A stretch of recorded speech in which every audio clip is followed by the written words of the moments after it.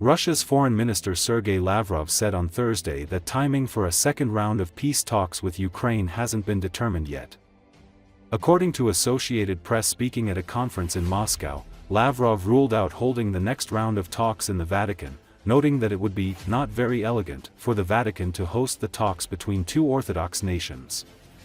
He said Russia is working on a memorandum related to the military campaign, which will focus on eliminating its root causes.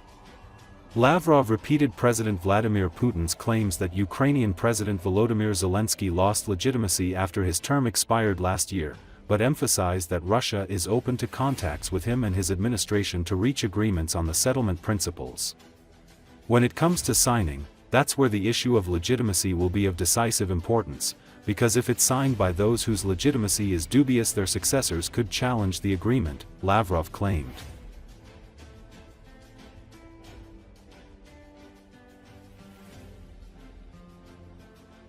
Сроки пока не определялись.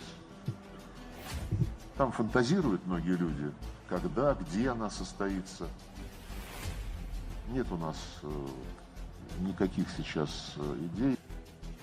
На Украине, у Соединенных Штатов, кроме. Я просто хочу сказать, чтобы не было,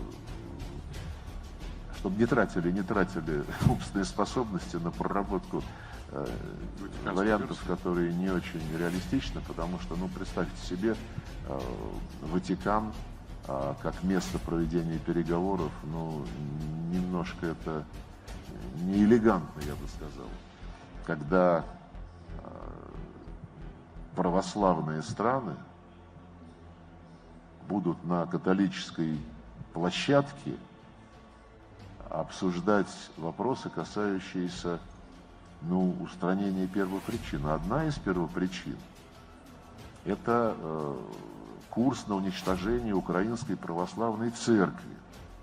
Не раз говорил о необходимости создания новой архитектуры. Мы все равно не отказываемся от контактов с ним и с его администрацией для того, чтобы согласовать устраивающие всех принципы урегулирования. Другое дело, когда дойдет до подписания, вот там вопрос легитимности будет иметь решающее значение, потому что если подпишут те, чья легитимность, мягко говоря, никого уже не убеждает, то сменщики могут поставить под сомнение достигнутую договоренность. Там расследовать-то, собственно, нечего. Там люди, которые поджигают, да, уже говорят публично американские представители современной, нынешней администрации, что территориальный вопрос это неизбежно. Его придется решать, исходить из реалий и так далее. А Европа повторяет упорно и достаточно неумно, что русские должны уйти в границы 1991 года.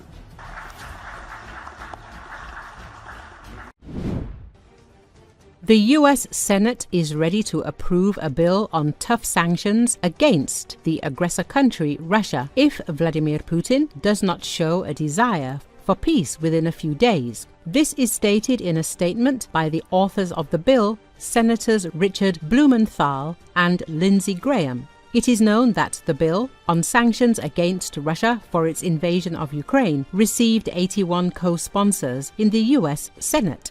Sanctions will be imposed if Russia refuses to negotiate a lasting peace with Ukraine in good faith or resorts to other efforts, including military intervention that undermine Ukraine's sovereignty and after peace is concluded.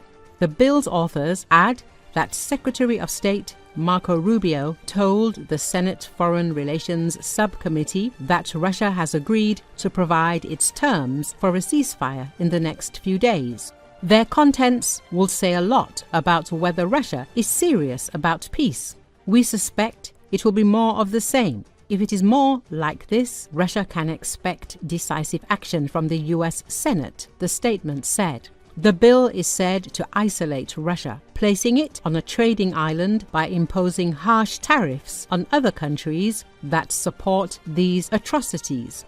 One of the top priorities is to hold China accountable for supporting Putin's war machine by buying cheap Russian oil from a shadow fleet. while we yearn for peace, it is increasingly clear to us and the overwhelming majority of the Senate that Putin is playing games. The United States Senate is prepared to act if these games continue, the senators concluded.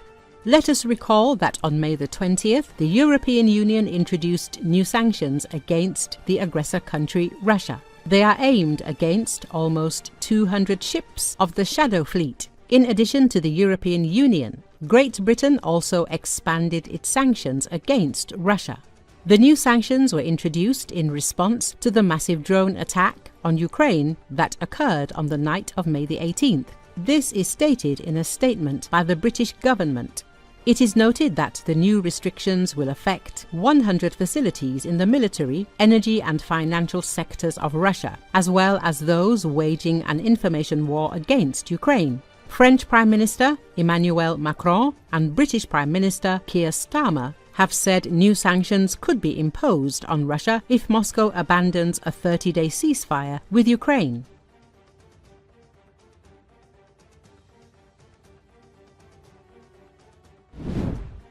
Chechen Republic leader Ramzan Kadyrov's health is reportedly deteriorating, prompting him to initiate a power transition. His 17-year-old son Adam may be the chosen successor. But Russian President Vladimir Putin does not want Kadyrov to be succeeded by his third son, they say.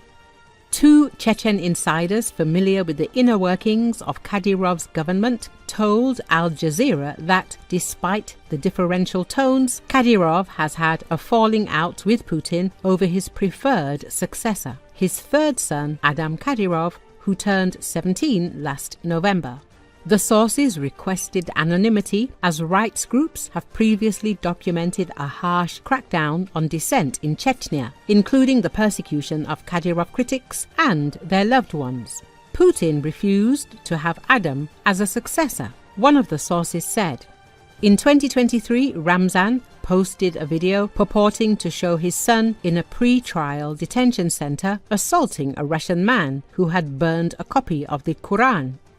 Ramzan said he was proud of Adam, who federal investigators said cannot face assault charges because of his age. The younger Kadyrov has been appointed to several official positions, including the head of Chechnya's Security Council.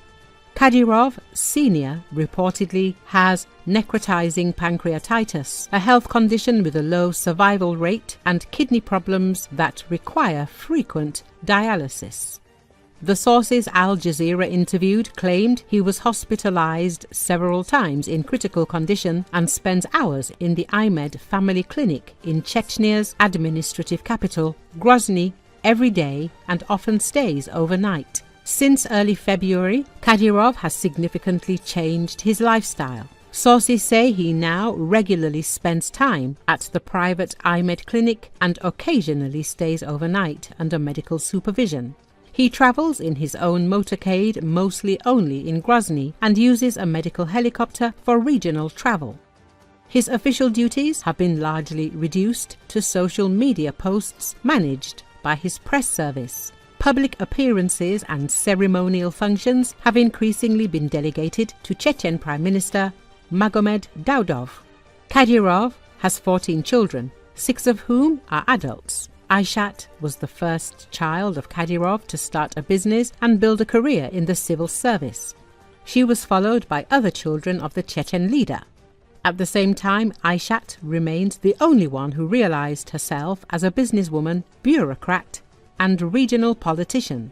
However, Novaya Gazeta Europe reports that Kadyrov is focusing on Adam as his successor. He is often described as a young copy of Ramzan in Chechnya. A key signal of Kadyrov's changing priorities was the unexpected resignation of his daughter Aishat from the post of Deputy Prime Minister, accompanied by her 2 sisters' exit from government roles.